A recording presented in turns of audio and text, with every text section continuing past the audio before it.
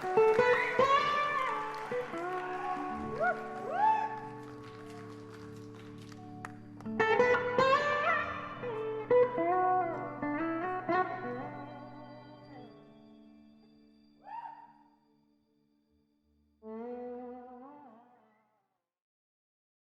up? Welcome to the unofficial Tedeschi Trucks podcast.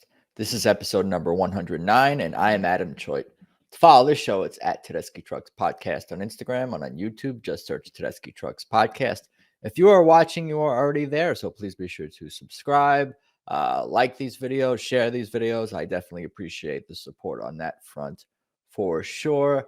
I'm at Adam Choit on Instagram and the same on Twitter if you want to follow me. And of course, remember to tap subscribe or follow on whatever platform you listen to podcasts on. I set up a couple of new web domains, actually, so maybe that will be a helpful shortcut for people and an easy way to remember where to find the podcast as well. These domains forward directly to my link trees with all the relevant links to all my stuff for this podcast and all of my other stuff. So those are TedeschiTrucksPodcast.com, TedeschiTrucksPodcast.com. You'll find the link tree to all the links for all the show stuff there. And also AdamChoit.com is my personal page, web domain that links also to my personal link tree with, of course, links to this podcast, my other podcast, my short film, my social media, and all that good stuff.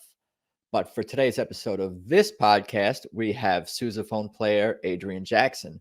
For those who don't know, a sousaphone is a brass instrument in the tuba family. Jacksonville's own did spend a few years in Atlanta, not all that long ago, and that's where he connected with Tedeschi Trucks Band's virtuoso sax player and former guest of this show, Kebbi Williams.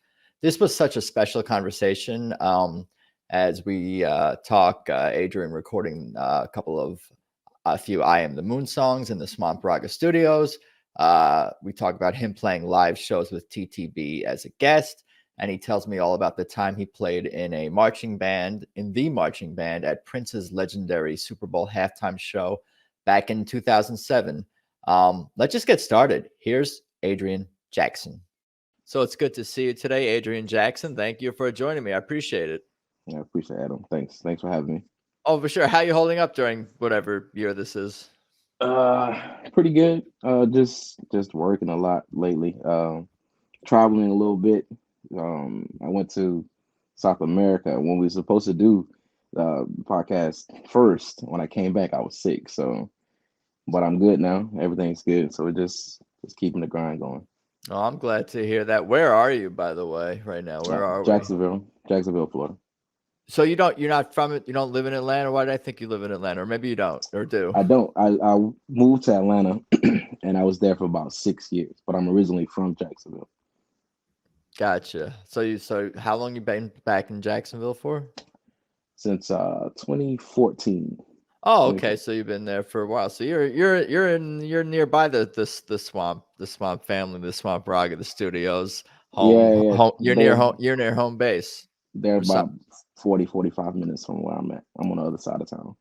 Gotcha. Yeah. Very cool. Very cool. Well, why don't we get into it? And you can tell me about your story and your musical journey. Okay. Yeah. So you can tell me a bit about your background and family and how you got into playing music. Well, I mean, what is your even maybe like earliest memories of family or music around the house or wherever? I'll let you tell your story. Okay. Well, I'm like the only musician in the family, the only person. And start like in middle school, it was just something to do. It took a class to sign up for, and I really didn't care for music at that time. And something happened like 8th grade. We had a big competition. I used to play French horn actually, and the first 3 horn players didn't make the event. So within like 2 days, I had to play like the first horn part. So, I just went home and practiced, and I did well. And I remember my director, Miss Henley, at that time, just giving me so much praise, and I just remember how that felt. So going into high school, I was just like an average player. I was just kind of there, and I was just going through the motions with everything. I did pretty good for my freshman year playing F horn. And 10th grade is where everything completely changed for me. We went through a couple directors. The first person from my ninth grade year left. 10th grade, we get a new director. Within 2 weeks, he leaves. So we don't have a director for probably like 4 or 5 weeks, maybe a month or so. And the band just kept going. We had a lot of great leaders, a lot of people that was just there. So we kept doing things. We played a pep rally and we didn't have any tuba players. So I decided just to learn the part with just like one little song. So I learned it. And I What didn't was that know song that you said? What was that song? One it little was song. What? we called it number five. It was just like a tuba and a percussion song, chant. This We were is just in for. high school. Yeah. Yeah, I'm This saying is this is for a concert band in high school. this is in marching band during Marching that band. time. This is a marching band. And the actual new director was just at the event, right? So when we come to rehearsal, they introduce a new person. He was like, "Where are all my tuba players?" Because we got our instruments out. There was nobody there. So I said, "Oh, I played tuba for just that event." Then so he's like, "Okay, from now on, you're gonna play tuba." So I just completely switched at that particular point, not knowing how to play the instrument. But he was a tuba player, so he started everything that I needed from 10th grade to college to put me in a position to love music, to be there for everything I had to do. He got me to a point where I ended up graduating. I was like the best tuba player in the city district honor band, and solos, ensembles, everything was well. And I ended up getting a scholarship, and I ended up attending Florida A&M University in Tallahassee. Very Uh, cool. so I went there. I majored in music education, so I have a degree in music education, and that probably, just thinking back on that, it's like the greatest time, like music wise, of my life.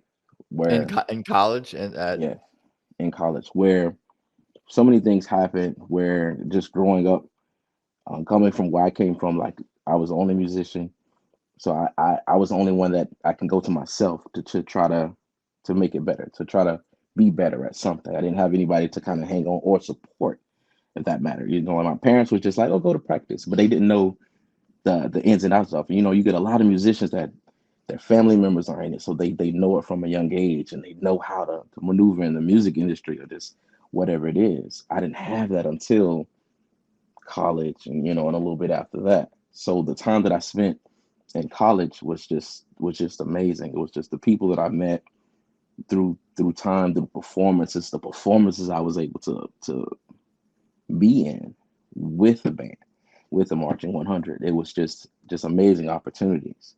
Like one of the biggest events we had was we played for the Super Bowl with Prince, the halftime show. It was That's my favorite halftime show of all time. I'm pretty sure I watch it fairly frequently, actually, on YouTube. amazing. It was an amazing experience because we went down early just for the rehearsals. And when, just rehearsing with Prince and all the musicians on stage, it was just tight knit. And then some of us had monitors in our ears so we can hear the music on stage. So we did like two dry run rehearsals with no music. And then the third one, we went live.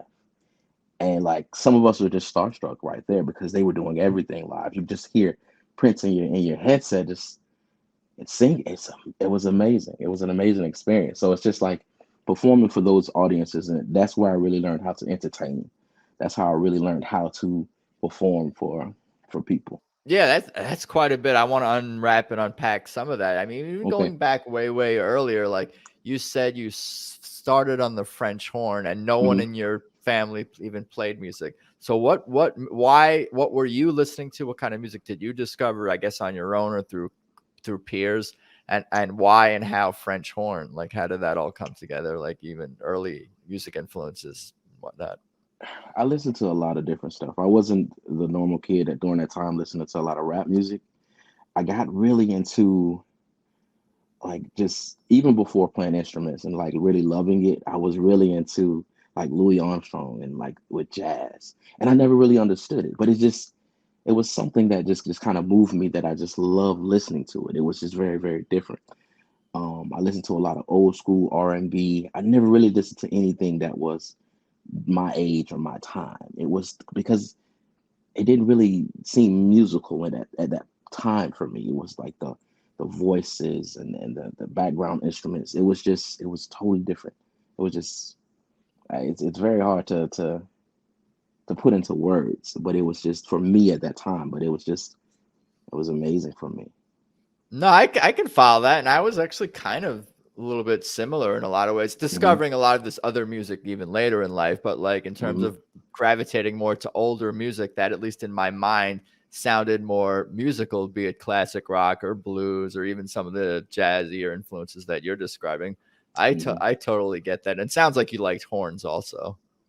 And I, I really didn't like playing like when I first started. I didn't. I shied away from playing tests. I would like be sick and skip school. It was crazy. I didn't really know what it meant until I got around the right people. And when I saw them, it just went to a different place. Who was that high school teacher? You said some high school instructor had kind of an influence on you even before going to college. Who was that person again? Mr. Antonio Rivers. He was a head drum major at Florida A&M in 1993 and 94. And like one of the legends that we always talk about that we see when we go back for homecoming, he's always there. And every time I see him, I tell him thank you for everything. Just and he was your high school My high school instructor. director. Hmm. Gotcha, gotcha. Okay, well we can continue on the chronological journey, or even if you got more anecdotes or stories about the Super Bowl Oh halftime show, man. that's like super amazing. Just the fact that you were there and part of that. Is there video of you on any of these online Yeah, if you the videos where Prince I could Super be like, oh, Bowl, there you are. the Yeah. Prince Super Bowl, I'm on that one. You could Let's like one time they're zooming in on the sousaphone players. That was me.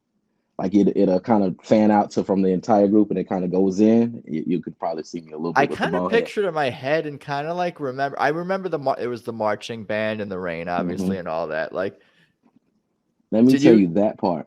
Yeah, that's what. It You could not on TV is amazing. You could not really know. You didn't couldn't tell how bad it was raining. It was literally that we could not see in front of our faces, but on TV it's clear as day. They almost canceled the halftime show. That's what nobody really knew. We taped it the day before just in case to show it for halftime because of the rain was so bad. But us being the performers that we were at that time, we were like, we want to do it, and especially with Prince, he's like, he doesn't matter. We can go out there. We're going to perform. We're going to put on a show for the people that's here, for the millions watching around the world, and that's exactly what we went doing and did. So Yeah, that I was remember. amazing. Yeah, I remember seeing this interview with Prince, and they were like, "Oh, are you worried it's gonna rain? What should we do?" All the crew is going up to him and trying to figure out solutions, and he's like, "Make it rain harder." And it really was a whole vibe. Did you in that moment, like obviously you're trying to see and play the right notes and Hmm. not be starstruck, but did you feel like, oh, this is a whole vibe. This is a moment with Prince in the Rain, especially This doing is Purple surreal. Rain and closing with that. Did you Yes. know? Yeah, you knew. Yeah. We had performed enough by that time, some of us, to know like what we were in, and it was like this is it. Like this is going to go probably be one of the top performances ever, and we're going to be attached to that. So we put a lot of energy into that to perfect it as best we could, and it was an experience. And especially like you say, when it started raining, we started putting all this stuff together. We can't back out of this. We have to. This has to be it. This has to be a big show for us. So we did that. Yeah, it was amazing. And what about any other things about Prince and just like working with the guy, like as like a professional like relationship and seeing him The at work? the What anything timing, jump out at you? yeah, it was precise. Everything was very precise. Um, they were just in the pocket. Everything. It was. We took 3 takes for rehearsal. We didn't have to go over anything. There was no issues with timing or anything. It was just this is what it is, and they were locked in, and we did what we were supposed to do.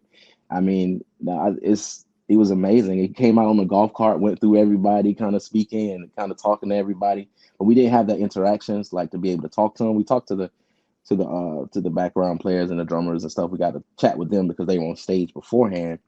But when he came, it was just like straight business, and everybody was just lined up, ready to go. So that was a great thing. Yeah, so yeah, that's such a cool experience. Where do you go from there? For me, what happened Oh, yeah, next? professionally, yeah. Uh, so I graduated in 2007, and then I went on to teach for 6 years. Taught 1 year in Jacksonville, and I taught 5 years, like 5.5 years in Atlanta. So I was teaching high school and middle school bands. Um, so performance wise, that's when I actually met Kebbi. This was 2012, I believe. And you were in I Atlanta at this I was point? in Atlanta at this time. I was in Atlanta. I had a friend that played tuba and sousaphone named Jeff Thompson. You remember the movie Drumline? Yeah, no, I remember of it, yeah. Yeah, it's a movie called Drumline, and he's the tuba player in the movie that everybody always sees. Not the one that says like it's a tuba thing started, but it's another guy that was in there, and he's in that movie, so we know him from that. And that's one of my friends, one of my buddies and colleagues, a great friend, great guy. He comes to me one day and he was like, "Hey man, I got this guy. You know, he's a little different with the music, man, but I really think y'all will be really, really good together." And he wants me to play, but he was like, "Well, I don't like really playing, but he was like, you play, Adrian, like you play a lot." So I was like, "Okay, I'll meet him."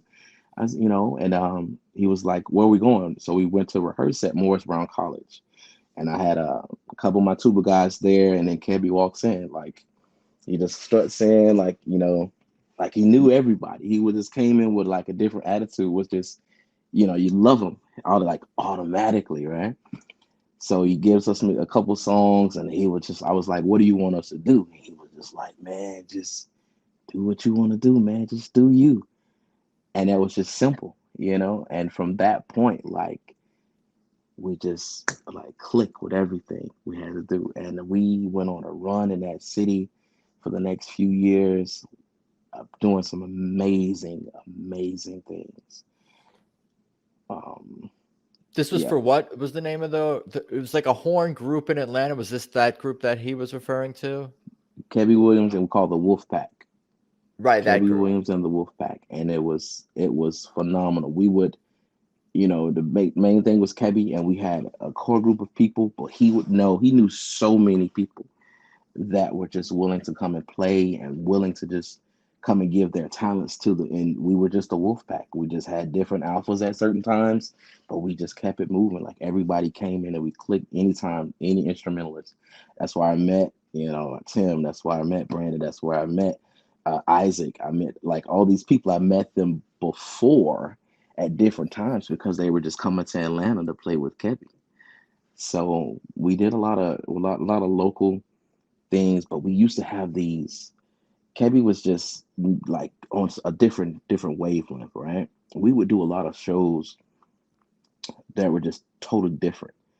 One time we were on the rooftop of a two-story building playing off the roof, and we have everybody underneath on the street, and that's the concert venue, and we're playing a full set on top of a roof. Like we do these thing called kills where we would just go into different locations and we would just start playing. We would go to the MARTA station and we would ride the trains, and we would just go to different stops and we get off and we would play. We did one on a back of a truck, like a flatbed truck, and we just rode through the city and we were just playing music, whatever neighborhood that we went through, and we would just play. So he brought that energy. He brought that the music to everyone, and everybody just we just loved it. That's where I really got into the entertaining, because I saw a lot of different people. Saw a lot of different venues and avenues to bring music to people, and they appreciate it, and I love giving it to them. I'm All the sorry for talking so long, but it's No, just I'm like listening. No, that's I'm great. I I'm, want you to keep going. I don't know. This is what I'm here I'm to here. listen. No, no, it's It's so no. I love hearing all these stories and to hear you talk about Kebbi and his passion for the music, and it just makes me think that I'm guessing that it's not everyone in the music business, not everyone who's a virtuoso or a super talented musician is that way and that passionate about the craft and about the music and about bringing it to the people, bringing it to people, bringing it to all kinds of people in all different kinds of places. Like that's really like hitting home for me, like how much after talking to him and now talking to you and just, knowing all the kinds of people TTB, is comprised of, like, Hmm. that's a special thing. And it reminds me of, like, even the Allman Brothers and that sort of Atlanta Hmm. tradition of, they just set up in Piedmont Park and it's like, okay, we're gonna play. And Kebbi Hmm. is kind of continuing that sort of He is. attitude, mentality, and just wanting to bring music to all different kinds of people. And I definitely observe that, and just hear you guys speak and live that way too. And Hmm. that's cool to see. What fun shows! I would be driving down the street chasing the flatbed truck. A Where you flatbed going? I truck. want to hear another song. I have to. Exactly. We were down on we were on the interstate doing it too, man. It was like, it was scary, but it was just like, this is amazing. This is absolutely amazing, and going through downtown Atlanta, and it's just like, you just see people's faces, and if we're stopping, they're gonna start dancing and they're gonna start moving. They're gonna just start. You don't see that a lot. You get a lot of, in my opinion, you get a lot of people that play. They play for themselves. They're only playing for, some just for money or just what they want to do. And it's like, no, I get more off of people. I get more off of, and being an educator too, like, you know, having these kids come to these events, or, we do an event called Music in the Park. They've been doing that for a few years, where we shut down like a whole entire street and have like numerous performers throughout the entire day. And, we just bring the neighborhood and bring the community in for, free music. It's like a lot of people not doing that on that magnitude, and Kebbi, he's doing it, and we've been doing it for years, so it's they don't understand, like, giving back to the community through music. Music in the Park, ATL.org. Yes, sir. I believe that's it. I recall him speaking on it, and just like Hmm. how emotionally influenced all the people were there. Like, yeah, like homeless people coming up to him crying, and all different kinds of people just like getting into the music, and it having a positive impact on everyone Hmm. around. And like, there's very few things in life, and certainly not often enough, where it's like people are uplifted, like, in that way, so spiritually, and their soul being uplifted. It's just Hmm. it's a cool thing. It's a powerful thing. Is this music stuff, as you know. Yes, And where sir. do we go on with the journey from there? I guess you're talking like 2014. You guys were doing all the playing Wolfpack, Atlanta Life, Hmm. and I'll let you Yeah, continue on. that was a good 3, 4, 5 years for me. Then I ended up moving back here to Jacksonville, and it wasn't the same. It wasn't the same. Like, I missed the guys, because there were so many people that I played with, and so many people that were just amazing people that surrounded that group, that Wolfpack group. Like, it was just, it's different, So when I come back home, and I wasn't a performer at heart, so I was always just a regular job and played sousaphone and tuba on the side. But that few years in Atlanta, I was just like, I need to play. I need to have this gift, because I wasn't teaching. My teaching was my gift, where I wanted kids to go off to school and go to college. I had a lot of kids to go on, and some of them are still doing a lot of amazing things right now musically. So now that I wasn't teaching, I had to, to keep that music part still going. So when I moved back, I ended up playing with like a reggae band. Like, they were like, "How do we use a sousaphone?" I was like, "I don't know, but we gonna make it happen." So I played with the reggae band. I went to like a strictly jazz combo type deal, and I was just kind of just sousaphone for hire. So I ended up playing with a ska band. Um, I ended up playing with like a New Orleans style brass band here, and currently I'm doing a lot more. We have a band called Universal Green. We do like funk, hip hop, rap. We do all that kind of mixed in together. It's a very diverse group. That's like the closest thing to the Wolfpack that I have right here now, and that's been pretty fun since I've been back home. You're pretty open to playing all different kinds of music. Yeah, I'll play whatever. I will do, because it's about people at that particular point for me. It's not about what I can do. It's about what I can do for an audience. and your bandmates, I guess, to give them music that they like, but they want you to do what you love too. Like Kebby said, it's like do you. So it's like this symbiotic, Mm-hmm. circle of positivity, so to speak, or Mm-hmm. whatever relationship. Yes, sir.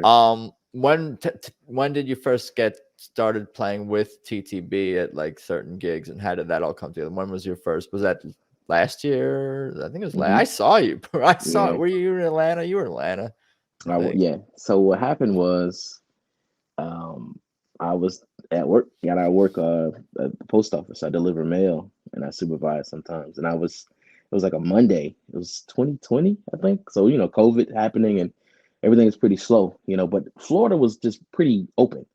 We Right. were still working. We were still events and stuff going on. So Florida was still pretty much working. And even what with the bands, we were doing like live streams, like concerts here. So Kebby calls me and was like, "Hey man, what are you doing?" I was like, "Nothing." He was like, "Derek wants to record some tuba stuff," and I was just like, "Okay." So he was like, "I say, when do you want to do it?" And he was like, "Let's do it Wednesday." So I was just like, "All right, what do you want me to play?" He was like, "I'll let you know when you get there, or whatever." So I was like, "All right, cool." So I get the address. I go out to Derek's house. I meet Derek. That was the first time I actually met Derek, and it was just like automatically, just like walking into the house. It was like surreal. Like I just knew everybody there because everybody was there because they were rehearsing, so they were at the house. So everybody's we're just talking like it was. I could tell like, oh, this is going to be easy. This is going to be very good because everybody's just pretty, down to earth. Everybody's just pretty much open. So we go up to a room in the house. We listen to a couple tracks, and he was just like, "Oh, can you do this?" And I was like, "Yeah, it's like I can do that. But do whatever you need me to do." And it's just that same vibe. It's just like do what you do, you know. So go to the studio.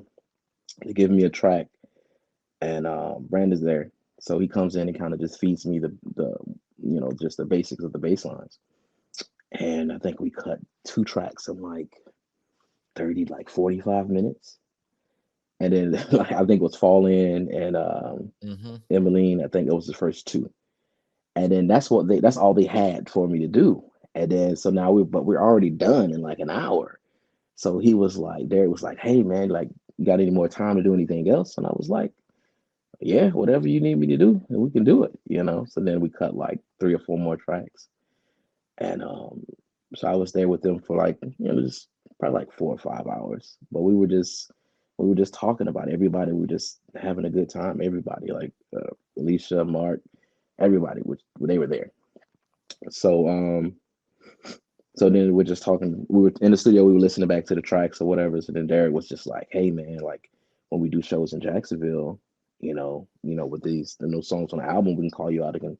You can do your song." So I was like, "Yeah, of course. Like, who wouldn't want to do that? Like, who would not want to go on stage to play? So I'm like, I'm here for it. And then so they finished the album. So now that's 2020. So now 22's coming up. That's when they start the touring. So then I get a phone call saying, "Hey, you know, come to rehearsal for you can go to, you can be on the show in Jacksonville. Because it's my hometown. I'm like right here, they're here, hometown, first show of the tour." And so I go to rehearsal, and I'm only thinking I'm just doing my one song off the first, because they released them in sections. So in the Mm-hmm. first album, Fall In is the only song on the album. So I'm like, okay, call me on stage. I do Fall In and I leave off stage. So I go to rehearsal, and then so Derek was just like, "Yeah, man, just catch on or whatever you can catch on and play." And I was just like, "I know my song." He was like, "You can play the whole show." So I was like, "Oh, this is great. This is amazing." So that rest is history with that.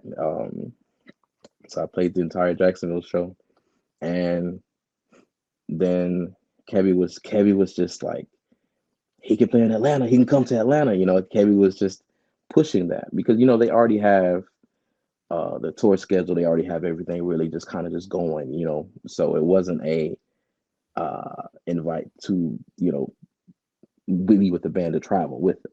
But Kebbi is just Kebbi. Kebbi's like, I need more tuba. I need my guy to be here because it's an amazing sound, you know. And once I started getting on stage and I started playing with them, like the rest of the band, they felt the same way, you know. And that's an amazing feeling where it's just like, we need this. This is great. This is different, but it's new and it's amazing. So that's how I got on, cut a few tracks, played a few shows, and I still like, you know, when I went out to Orlando, I went backstage and like, you know, that's just like the long lost friend, like, you know, yeah, hey buddy. It was just an amazing feeling, you know, just to be a part of that, to have that happen. So it's like I'm a, you know, little part of the family, like a cousin to the band, you know. So it's really pretty good. Oh man, I appreciate all those stories, and I am hosting the right podcast. Let me say that. I definitely appreciate all that. That's good stuff all around. You know, like you're like they had like what they have like the fifth Beatle and or whatever you're like the 13th member of TTB, like Right. kind I of in and out a little bit as needed upon I request. I like the most amazing thing. Couple things that happened that were great was at the Atlanta show, the second Atlanta show. You know, I like to like look at the venue and just go around, and somebody just walks up to me and was like, "Adrian, can I get your autograph?" And I was just like, "Wow!" You know, I'm like, that was just amazing to me. You know, and then he goes online and he's just like, "I got like 12 out of 13 signatures." You know, and it's just to know that I was just like added just for that show to be that 13th member, like you say, it's just like it's great. And even walking around in Orlando, somebody recognized me from the Atlanta show. You know, just I'm like walking through the audience and the guy was standing in front of me. He was like, "Are you Adrian?" And I was like, "Yeah." And then he was just like, "Man, great work on the album. Great," you know, and it was just like that was surreal for me. So This was last 2022 you're talking about. the Orlando show that just passed in Hard Rock. Oh, you're talking about this year, but you were in Atlanta also last year. Were you? Yes, I played in Atlanta in July. Right. I was at those two shows at the Fox. It's funny to hear you talk about. You walked right past me. I said, "Hey, Adam," and then like you kept walking. Did that really happen? Get the fuck out of here! No, I promise you. Yeah, because I remember I was like, "Oh, you got a podcast," and I don't know if we interacted online before that or something, but I was like, "Hey, Adam," but you know you were just busy. You weren't. You didn't. I remember being like, "Oh, I should talk to him. I should go say hello at the very least." But I did register my brain as I'm saying this sousaphone tuba player playing with TTB. I'm like, I'm gonna bother him about being on the podcast. That's like I definitely there were mental notes. I'm like, I'm going to correspond with this person. So even that we didn't get a chance to connect in Atlanta, like I thought there would be a good chance that I would, you know, definitely reach out at sooner or later. You'd hear from me. But those were super fun shows, that's a cool venue, the Fox Theater. I really enjoyed that. I would like to go there every year if I could. I don't know about this year, but yeah, they have the next run starting in June. I think they go from Jacksonville and then they go to Atlanta for 2 shows again. Right. So hopefully I'm gonna be like Kebbi, you know, talking Derek. You know, so.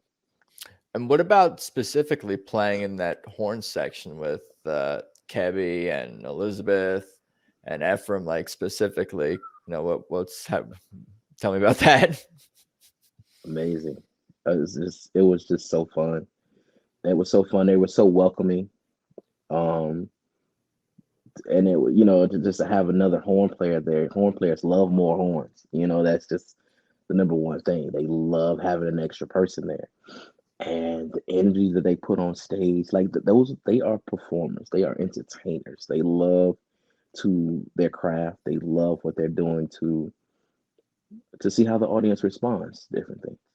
And that's what I really appreciate about everybody that's in that group. Like every single person that is in TTV is like they're there for a purpose of, you know, entertaining the masses.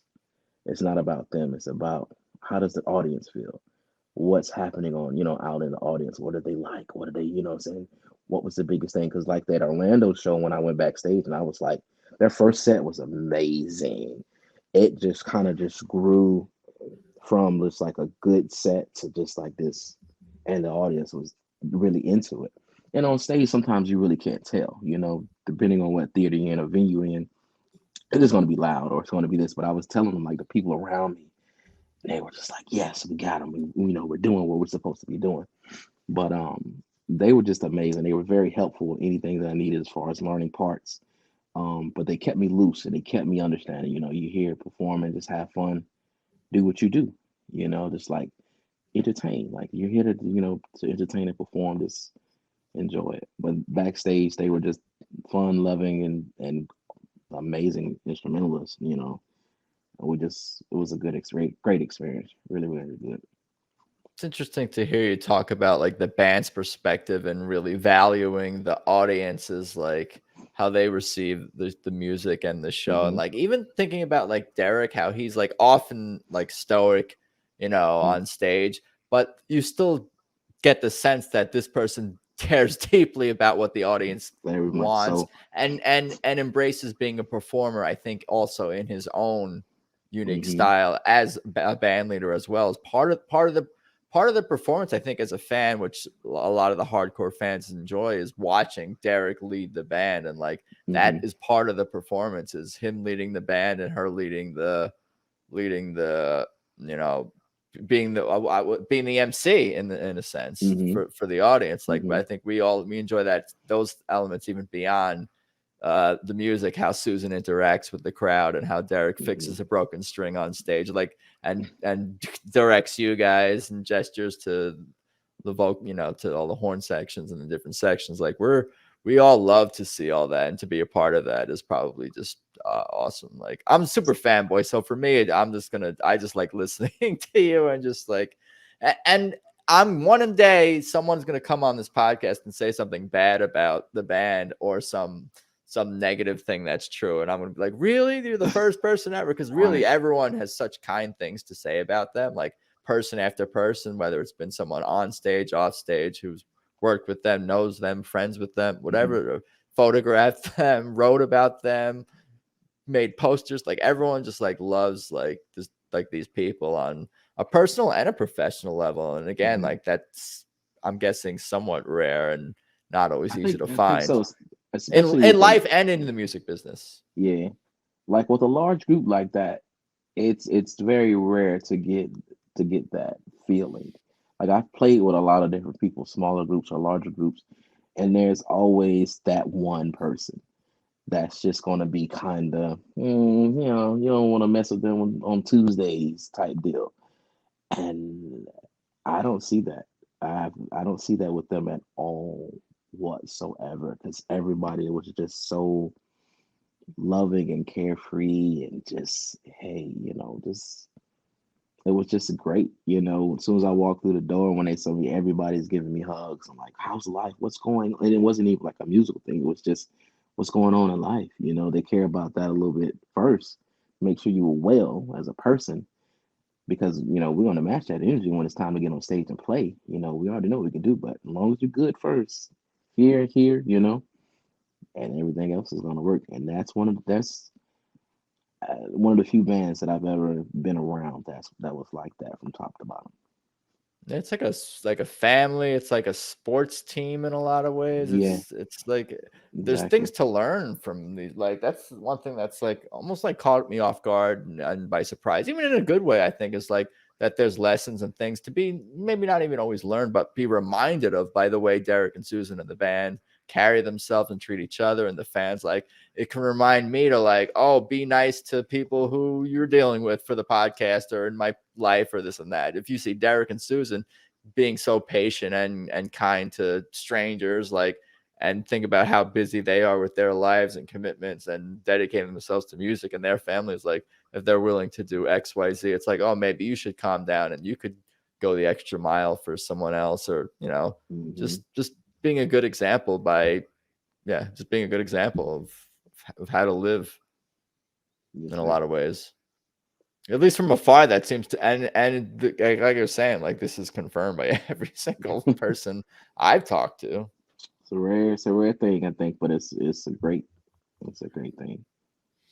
What about other professional highlights for you beyond even TTB? We may get back into to TTB. I don't want to take up too much of your time and evening. I know you're also on the East Coast, so you're a Mhm. little bit ahead of me, time Yeah. zone wise.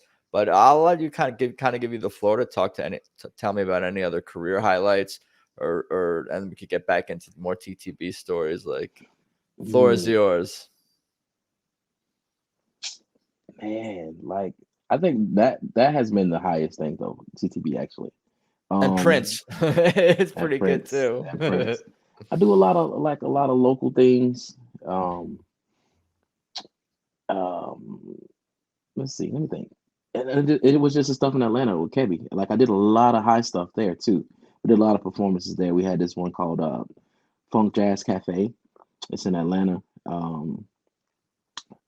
It's a crazy idea where you buy a ticket to the venue to the show, but you don't know who's performing.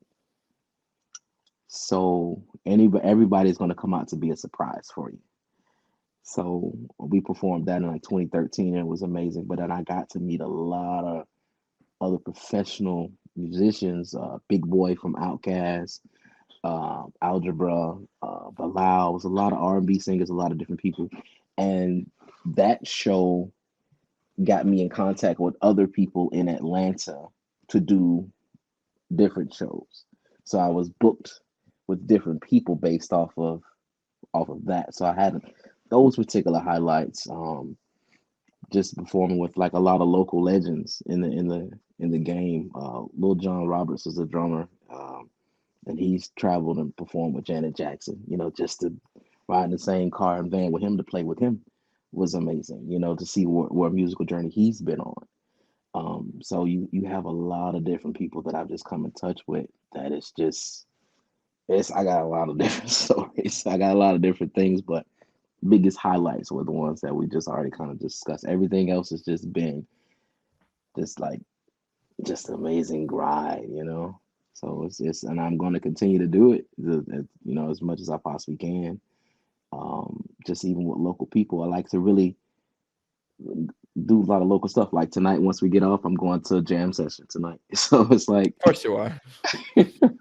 we had one last night that lasted for like 3 hours, you know, so it's just giving back to the city. Just, you know, those are my biggest highlights sometimes, being able to perform, playing in the middle of the street by myself for like 15 minutes downtown. You know, it's just like people hear it and people want to come see what's going on, you know, and it's just, those are some, I guess, more of my highlights.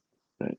Yeah, you're serving others, you're serving the music, and it's you have a good attitude about the whole thing. It sounds like about the whole how you approach music and your craft, and obviously there's overlap in that mentality with all the members of TTB. I'm sure that's a big part of how you guys all connected, Mm-hmm. instantaneously, essentially.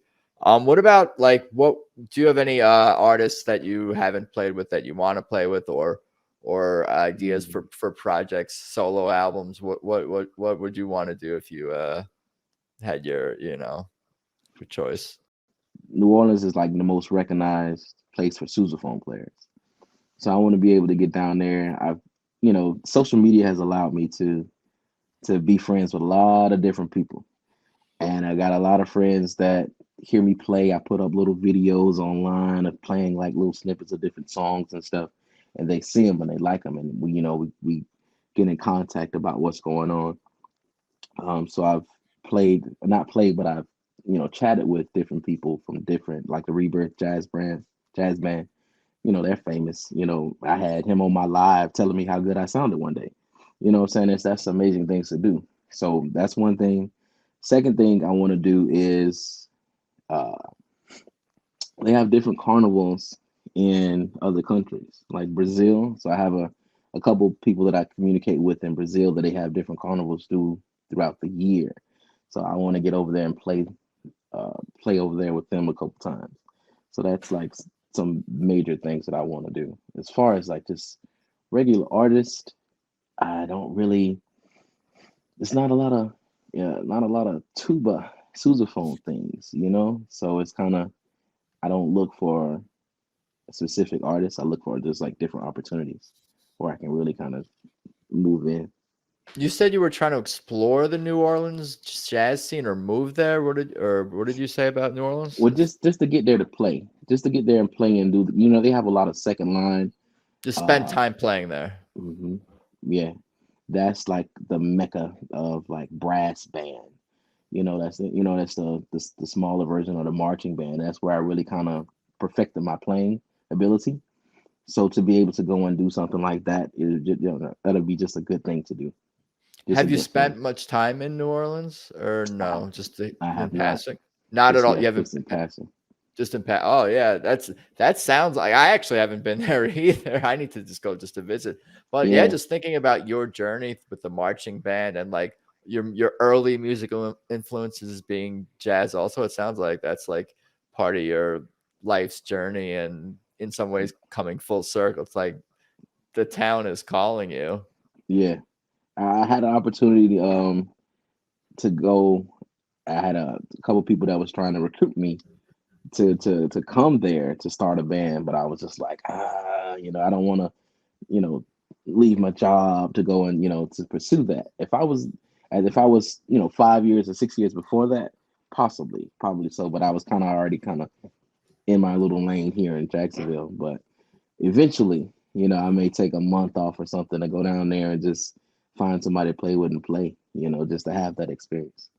I'm not a huge fan, and I try to avoid pressuring Tedeschi Trucks Band to do anything. But Jazz Fest is April 30th, 2023, and that's TTB's date. So I don't. Maybe you guys are already that. Maybe that's already sorted out for all I know. But I'll put that out into the Put it out universe. there. Yes, put it in the If not just for universe. yeah, if not just for my personal benefit. I know Kebbi likes playing with you too. But yeah, no, that would be super cool. Yeah, Mhm. just show up. Derek That's will what want Derek will bring you up. You know. that's what it was like when I got to Orlando, and I was just like, I got backstage. He was the first person I saw. He was looking crazy, like, "Hey man," I was like, "What's going on?" And then Brandon was right there in the lunchroom too. And then he was just like, "Hey, how you doing?" He was like, "Do you have your horn?" And I was like, "Yeah, I always have it with me. It's always in my trunk." And then so I went in the green room with everybody, and that's everybody. Everybody gave me the "Hey, how you doing?" And then the next thing was like, "Do you have your instrument with you?" Like, so it was kind of like, it was just, but it wasn't that night. But it was a good feeling to be at Yeah, that. no, I'm serious because I think from what I gather, Lucas Nelson just played with them at the Ryman, and he didn't have his guitar. I think he borrowed Susan's. He just showed up hmm to watch the show, and they're like, "You have your guitar? Do you want to play or He, what?" So he's amazing though. That guy is amazing too. yeah, you're not too shabby either, my friend. I I enjoy it. appreciate it, brother. I enjoy it for sure. Cool. Well, I I feel like appreciate I've it. taken up I feel like I've taken up a lot of your time. I appreciate all the stories and hearing the insight into the band and just like more about what kind of people they are and how much fun it is to play with them. Yeah. Anything else you got? I'll give you the floor one more time. If there's anything else you want to mention or talk about musically, of course, feel free to plug or promote anything you want. Music in the Park, ATL.org is that website, of You got it. course. Yeah, you got that. I just anything I don't necessarily have anything to plug, but it's just get out and get to your local musicians. Listen to them, appreciate them, love on them. Like we're down here, everybody's doing something. And we're not getting that. It's just a different age. Everything with the technology is kind of moving the instrumentalists out. But we're still doing a lot of good work. We're still doing a lot of good things. So just get out, listen to somebody every now and again. Just appreciate them, show them some love.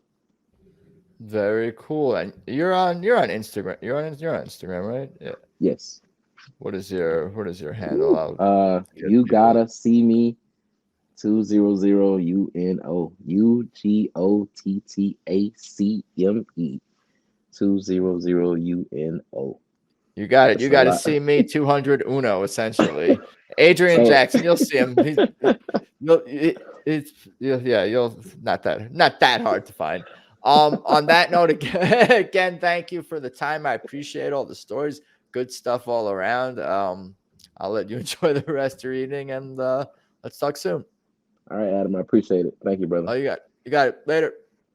So there you go. Episode 109 with Adrian Jackson. What a fun conversation. I really appreciate all the stories and anecdotes about his musical journey. And of course, his connection to TTB and Kebbi. I do really appreciate the time for sure. It means a lot.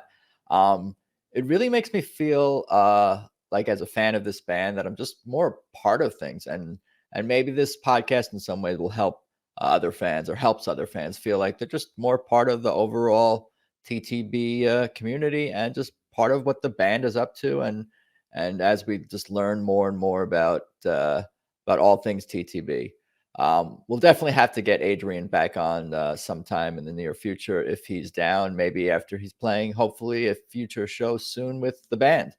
Anyway, I hope everyone is doing okay out there. Please check out Tedeschi Trucks Podcast on Instagram. Definitely subscribe on whatever platform you listen to podcasts on. Positive reviews on Apple Podcasts are appreciated for sure. Subscribe on YouTube. I'm at Adam Choit on Instagram and Twitter.